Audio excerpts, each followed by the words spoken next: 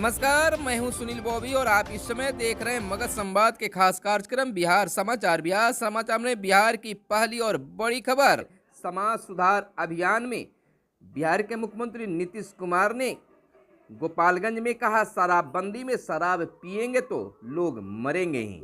समाज सुधार अभियान के तहत गोपालगंज पहुंचे सीएम नीतीश कुमार। सीढ़ी चढ़ते वक्त सचिव का पैर फिसला, हुआ जख्मी। शराब पीने वाले को फिर से चेताया मुख्यमंत्री ने। सीएम नीतीश कुमार इन दिनों समाज सुधार अभियान पर निकले हुए हैं। इसी कड़ी में बीते शुक्रवार को वह गोपालगंज के मिंज स्टेडियम में आयोजित कार्यक्रम में पहुंचे। उन्होंने जीविका दीदियों से संवाद किया और लोगों को संबोधित किया। सीएम ने कहा, शराबबंदी के बाद कुछ लोगों की शराब पीने से मौत हुई है। जब वह शराब पिएंगे तो उनकी मौत होगी ही। जब लोगों की मौत होती है तो लोग कुछ कुछ बोलने लगते हैं। दीप प्रज्वलित कर मुख्यमंत्री ने कार्यक्रम की शुरुआत की। इस बीच अधिकारियों और नेताओं ने उन्हें अंग वस्त्र, मोमेंट व बुके देकर सम्मानित किया। बता दें कि सूबे में पूर्ण नशा मुक्ति, दहेज प्रथा उन्मूलन एवं बाल विवाह की मुक्ति को लेकर समाज सुधार अभियान की शुरुआत की गई है। वहीं कार्यक्रम शुरू होने से पहले सीढ़ी चढ़ते वक्त सीएम के सचिव अनूप कुमार का पैर फिसल गया। उन्हें आनंद फानन में अस्पताल ले जाया गया, जहां से प्राथमिकी इलाज के बाद उन्हें सर्किट हाउस भेज दिया गया।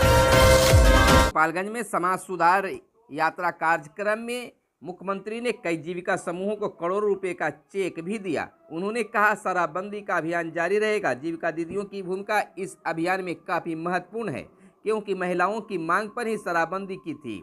शराबबंदी के बावजूद कुछ लोग गड़बड़ कर रहे हैं, लेकिन उन लोगों के खिलाफ महिलाएं ही संगठित होकर आवाज बुलंद कर सकती हैं।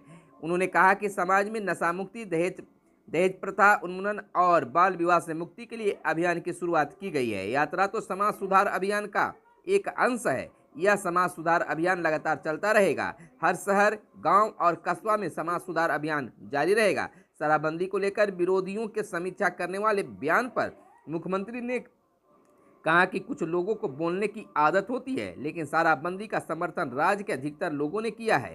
शराबबंदी के बाद शराब पिएंगे तो उनकी मौत होगी ही। मौत होती है तो कुछ कुछ बोलने लगते हैं। बता दें कि मुख्यमंत्री नीतीश कुमार अब तक 1 दर्जन यात्रा कर चुके हैं। 2005 में न्याय यात्रा से शुरुआत की थी। उसके बाद विकास यात्रा, धन्यवाद यात्रा, प्रवास यात्रा, विश्वास यात्रा, सेवा यात्रा, अधिकार यात्रा, संकल्प यात्रा, संपर्क यात्रा, निश्चय यात्रा, विकास कार्यों की समीक्षा यात्रा, जल जीवन हरियाली यात्रा और अब समाज सुधार अभियान की यात्रा पर निकले हुए हैं। 12 राज्यों के वांटेड की पत्नी अध्यक्ष की रेस में। जिला परिषद सदस्य गुलशन परवीन भी जोड़तोड़ में लगी। गाजियाबाद जेल में है पति इरफान। सीतामढ़ी में जिला परिषद अध्यक्ष का चुनाव 27 दिसंबर को होना है। कुल 28 जिला परिषद सदस्य हैं। सिर्फ 8 पुराने सदस्य इस बार अपनी कुर्सी बचा सके हैं। जनता ने बाकी 30 नए चेहरों को चुना है। अब अध्यक्ष पद के लिए समीकरण बनाने बिगाड़ने का खेल चल रहा है। इसके लिए जोड़ तोड़ करने में गुलशन परवीन भी लग गई है। गुलशन परवीन पुपरी के जिला परिषद क्षेत्र संख्या 34 से जीती है। उनका पति मोहम्मद इरफान उजाले 12 राज्यों में वांटेड था। हाल में ही उसे अरेस्ट किया गया, जिसके बाद वो फिलहाल गाजियाबाद जेल में बंद हैं। मोहम्मद इरफान को इलाके के लोग रॉबिन हुड के तौर पर जानते हैं। कहा जाता है कि उसने चोरी के रुपए से अपने इलाके के 7 गांवों की सड़कें बनवाई है। इरफान के काम को देखते हुए ही लोगों ने उनकी पत्नी गुलशन परवीन को जिला परिषद का चुनाव लड़ा दिया। वो भारी मतों से चुनाव भी जीत गई है। सीतामढ़ी जिला परिषद अध्यक्ष का पद अनुसूचित जाति महिला के लिए आरक्षित है। उपाध्यक्ष पद सामान्य कोटि है। दोनों पदों के लिए अपनी अपनी जीत दर्ज करने के लिए राजनीतिक गलियारों में तूफान मचा हुआ है। पिछले साल अध्यक्ष पद की उम्मीदवार रही पूर्व अध्यक्ष इंद्राणी राय को हार का मुंह देखना पड़ा।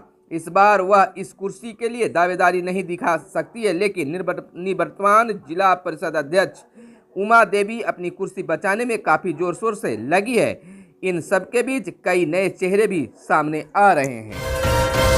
बिहार पंचायत वार्ड सचिवों का धरना लगातार जारी है। आपको बता दें कि बिहार के पटना स्थित गर्दनी बाग में अपनी 3 सूत्री मांगों को लेकर वार्ड सचिवों का धरना लगातार जारी है। बताया जाता है कि 27 दिसंबर को चक्का जाम अभियान भी जारी है। वहीं आपको बता दें कि मोतिहारी की एक सभा में मुख्यमंत्री को वार्ड सचिवों को द्वारा ज्ञापन भी सौंपा गया, जहां मौन रहकर भी बिहार के मुख्यमंत्री नीतीश कुमार ने सहमति जताई है। अब देखना यह होगा कि क्या सरकार की ओर से बिहार के वार्ड सचिवों को खुशखबरी मिलती है या फिर निराशा हाथ लगता है। लेकिन वार्ड सचिवों के द्वारा 27 दिसंबर को पूर्ण रूपेण चक्का जाम करने के लिए प्लानिंग किया जा रहा है। राजश्री ने तेजस्वी को किया था प्रपोज। नेता प्रतिपक्ष की पत्नी बोली, बिहार के लोग बहुत अच्छे हैं, यहीं तेजस्वी को बनाएंगे सीएम। तेजस्वी और राजश्री ने प्रेम विवाह किया, जाति धर्म के बंधन तोड़कर विवाह किया, लेकिन इसमें किसने सबसे पहले प्रपोज करने का साहस किया? प्रपोज करने के सवाल के जवाब में राजश्री ने कहा कि मैंने ही तेजस्वी यादव को पहले प्रपोज किया था। राजश्री ने यह खुलासा एक निजी चैनल से बातचीत में चलते चलते किया। आपको बता दें कि 10 दिनों तक पटना में रहने के बाद क्रिसमस मनाने तेजस्वी और राजश्री गुरुवार को दिल्ली रवाना हो गए। तेजस्वी यादव से शादी के बाद 10 दिनों तक राबड़ी आवास में रहना राजश्री को काफी अच्छा लगा। हर दिन लोग दोनों से मिलकर उन्हें शुभकामनाएं देने के लिए उमड़ते रहे। राजश्री ने कहा कि बिहार के लोग बहुत अच्छे हैं और यहाँ के लोग ही तेजस्वी को सीएम भी बनाएंगे। तेजस्वी के बारे में राजश्री कहती है कि वे एक अच्छे राजनेता हैं और उन्हें आगे बढ़ने में पत्नी के नाते जितना अधिक सहयोग हो सकेगा वे करेगी। राजश्री को पूर्व मुख्यमंत्री राबड़ी देवी के साथ रहना भी काफी अच्छा लग रहा है। उन्होंने कहा भी कि सासू माँ का काफी प्यार उन्हें मिल रहा है। 14 दिसंबर से खरमा शुरू हुआ। इस माह में नई नवेली दुल्हन ससुराल या मायके नहीं जाती, इसलिए इससे पहले 13 दिसंबर को ही रेचल को लेकर तेजस्वी पटना पहुंचे थे। चर्चा है कि खरमास होने के कारण ही तेजस्वी रेचल की शादी का रिसेप्शन पार्टी भी फिलहाल के लिए टाल दिया गया है। लेकिन इसी बीच 23 दिसंबर को 11 बजे ही फ्लाइट से दोनों दिल्ली रवाना हो गए। जाते समय पटना एयरपोर्ट पर तेजस्वी ने कहा 2-4 दिन बाद फिर पटना आएंगे। ऐसे में लोगों के बीच चर्चा है कि प्रतिपक्ष अपनी पत्नी के साथ क्रिसमस मनाने दिल्ली गए हैं। 15,000 का फोन मंगाया, मिला 5 रुपए का साबुन। नालंदा में शख्स ने ऑनलाइन ऑर्डर किया था मोबाइल, पार्सल में आया बर्तन धोने वाला साबुन। नालंदा में एक व्यक्ति ने ऑनलाइन शॉपिंग वेबसाइट से 15,000 रुपये का एक मोबाइल ऑर्डर किया, लेकिन जब पार्सल घर पहुंचा तो उसमें 5 रुपये का बर्तन धोने वाला साबुन निकला। पार्सल देने आए डिलीवरी बॉय ने सामने ही व्यक्ति ने पार्सल भी खोला। अंदर से मोबाइल के बदले साबुन निकलने पर उसने आसपास के लोगों को बताया। इसके बाद डिलीवरी बॉय ने उसका पैसा वापस लौटा दिया। पूरा मामला जिले के अस्थावा, यानी कि आपको बता दें कि यह नालंदा जिला की घटना है। नालंदा जिले के अस्थावा थाना क्षेत्र के अस्थावा बाजार का है। अस्थावा बाजार निवासी विजय शंकर सिन्हा ने ऑनलाइन शॉपिंग कंपनी फ्लिपकार्ट के माध्यम से एक मोबाइल मंगाया था।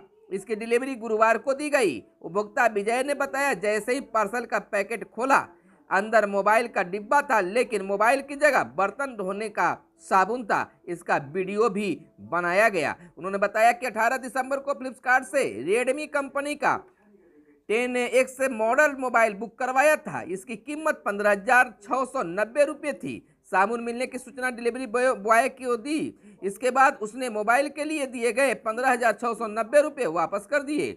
इसकी शिकायत फ्लिपकार्ट के टोल फ्री नंबर पर भी की गई है। इस मामले में फ्लिपकार्ट के टोल फ्री नंबर पर जब उपभोक्ता ने शिकायत करने पर कस्टमर केयर स्पेशलिस्ट ने बताया कि अभी पार्सल डिलीवरी का कोई अपडेट नहीं दिख रहा है। जब पार्सल रिसीव होने और मोबाइल की जगह साबुन मिलने की बात है विजय शंकर ने बताई। इस पर कस्टमर केयर की तरफ से बताया गया कि शिकायत दर्ज कर ली गई है। 31 दिसंबर तक विशेष जानकारी दी जाएगी। जिलों में सीएनजी और इलेक्ट्रिक बसें अब चलेगी। परिवहन मंत्री शीला मंडल ने कहा है कि मुख्यमंत्री नीतीश कुमार के ड्रीम प्रोजेक्ट नल जल हरियाली अभियान के तहत सीएनजी और इलेक्ट्रिक बसों का परिचालन किया जा रहा है। कई पुरानी डीजल बसों को भी सीएनजी में बदला जा रहा है। आने वाले दिनों में सभी जिलों में सीएनजी और इलेक्ट्रिक बसें चलेगी। मंत्री गुरुवार को जदयू प्रदेश कार्यालय में जन सुनवाई कार्यक्रम के दौरान ये बातें कही। उन्होंने कार्यकर्ताओं की शिकायतों को सुना और उनकी समस्याओं का त्वरित समाधान भी किया। मौसम का मिजाज बदलेगा। बिहार में 27 से 30 के बीच होगी बारिश की आसार बताई जा रही है। सुबह में 27 दिसंबर के बाद ठंड बढ़ने वाली है। मौसम विज्ञान केंद्र पटना के अनुसार 27 से 30 दिसंबर के बीच राज्य में ज्यादातर जगहों पर हल्की से मध्यम बारिश के आसार हैं। खेती किसानी से जुड़े लोगों के लिए स्पेशल बुलेटिन जारी कर मौसम विभाग ने किसानों को सतर्क भी किया है।